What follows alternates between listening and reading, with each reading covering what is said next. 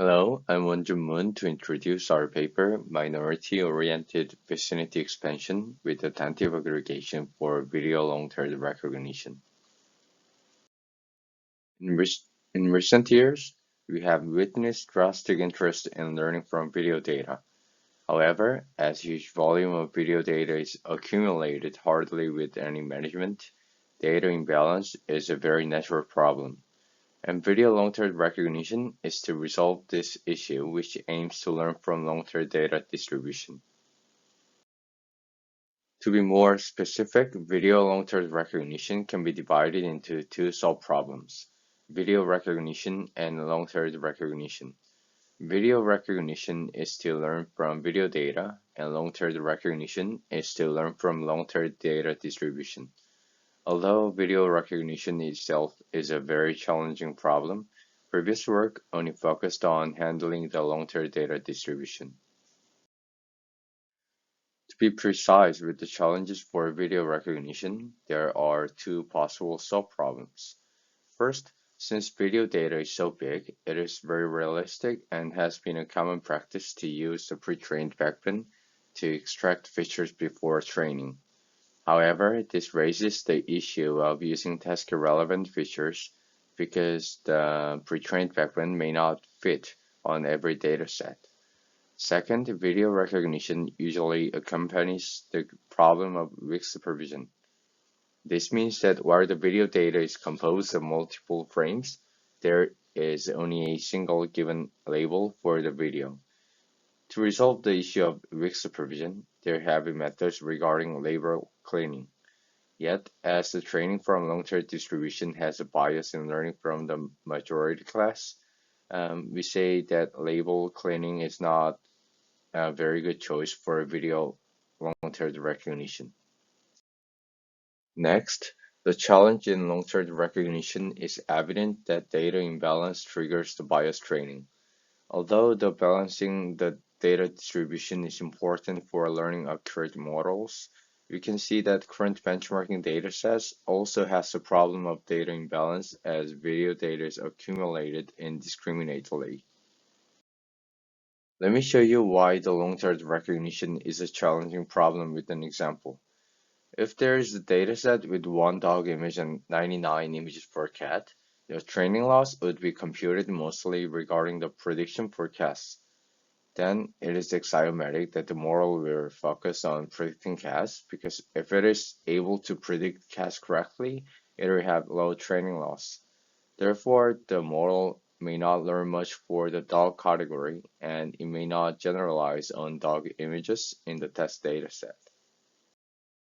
Okay, to sum up the challenges for video long-term recognition, we say that first, task-relevant features should be retained, and second, weak supervision should be handled, and lastly, bias training should be alleviated. In this regard, we propose two main components: learnable feature aggregators to handle the first two challenges, a minority-oriented vicinity expansion to debias the training. For the learnable feature aggregators, its main objective is to output task-relevant prototype features. Task-relevant features is to resolve the first issue, and making prototype feature, which corresponds to the video label, is to resolve the issue of weak supervision. Specifically, it comprises two submodules called self-attentive and codebook-attentive aggregators. Self-attentive aggregator uses self-attention layer to consider the inner relationship within the video, and codebook attentive one utilizes the NetBlot model to consider the global relationships. Note that these two aggregators complement each other from losing information while compressing frame-wise features into a video prototype. First, the flow of self-attentive aggregator is like on the right figure. It is very similar to self-attention layer, but the difference is that the calculated prototype is used as core in self-attention layer, in that it outputs the single prototype feature, X hat. On the other hand, codebook attentive one can be described as shown here. For each frame instance, it finds the closest cluster in the blood core, and each frame is represented with the distance from the closest cluster. Since you may be a bit confused, we recommend to look at the original paper. To explore how these aggregators work, we have visualized about how they work. A shows the attention scores for self-attentive aggregator, that which frames are highly involved in computing the prototype features. As shown, frames with high scores are the frames that are relevant to the category. You see over here, these frames have high attention scores and they're related to the trumpet performance, which is the given class in this example. And on the other hand, B shows the adjacency scores for codebook attentive aggregator. We observe that the aggregator is able to conceive the relevant frames as relevant frames retain similar distance to each cluster, and noisy frames are not likely to have similar distance distribution to one another. After the first aggregation phase, we focus on handling the long-term problem in the second phase. First, DFS denotes dynamic frame sampler.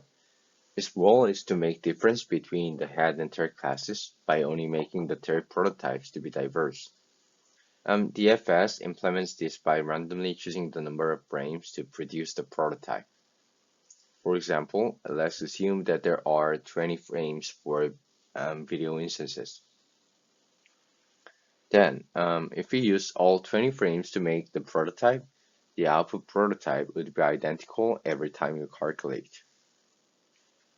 On the other hand, if we randomly choose frames to make the prototype, the output prototype would be different every time you make the prototype. This is how we deal with the DFS. By using all frames to make the prototype for head classes and only the portion for the tail classes, we diversify only the tail instances. And as our dynamic extrapolation requires two prototypes per instance, we compute the prototypes twice and hand them over to the process of minority-oriented vicinity expansion. Once two prototypes for each video are given to the phase 2, we implement the extrapolation between the prototypes of a single video instance. And since only the tail prototypes differ from one another and head prototypes are identical, we can infer that only the tail instances are affected by the dynamic extrapolation. As shown in the right figure, which is the concept illustration for dynamic extrapolation, we can see that diverse prototypes for tail classes can prevent overfitting on small number of tail instances and thereby expanding the embedding space of tail classes. These triangles all represent tail instances and circles are the head instances.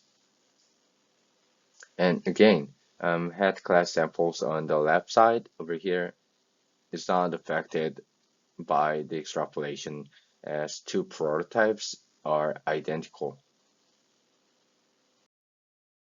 After that, calibrated interpolation takes place to grant more space to the tail classes in the embedding space.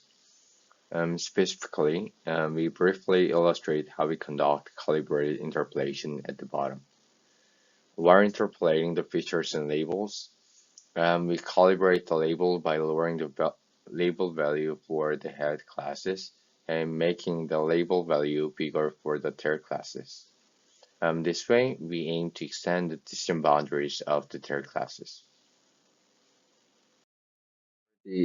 For the evaluation, we use two datasets, video LT and imbalanced mini kinetics to 100. Video LT is a large-scale, long-term video dataset with 1004 classes.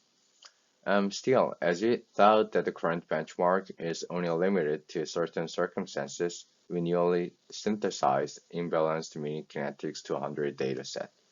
As can be inferred from its name, it is a subset of kinetics 400 and mini kinetics 200. And following the previous works in image domain, we tested under various scenarios by manipulating the harshness of long-term data distribution. Here is a table with video LT dataset. As can be seen, both of our proposed method, aggregators and move, are superior to existing methods for video long-term recognition. Especially, results show that handling the challenges from video recognition is also very important for solving video long-term recognition. For imbalanced meaning kinetics to 100, we tested under 4 settings with different imbalance ratios. The lower the ratio, harsher the data distributions are. Our method also shows the best performances with imbalanced meaning kinetics to 100 dataset. Next, this table shows our results for ablation study. SA and CA represent self-attentive and codebook attentive aggregators, and EX and IN are abbreviation for dynamic extrapolation and calibrated interpolation. While all of our components are effective, we can also see that dynamic extrapolation and calibrated interpolation is especially beneficial in increasing the performance for the third classes. To sum up, our contributions are: first, we summarize the challenges in VRTR and empirically verify the importance of handling these challenges. And second, we introduced learnable feature aggregators as an effective way to obtain test relevant and label consistent representations. And third, we proposed move to generalize the model to the long-term data distribution by alleviating the bias training. Also, with all components combined, our approach is verified to be superior to existing methods.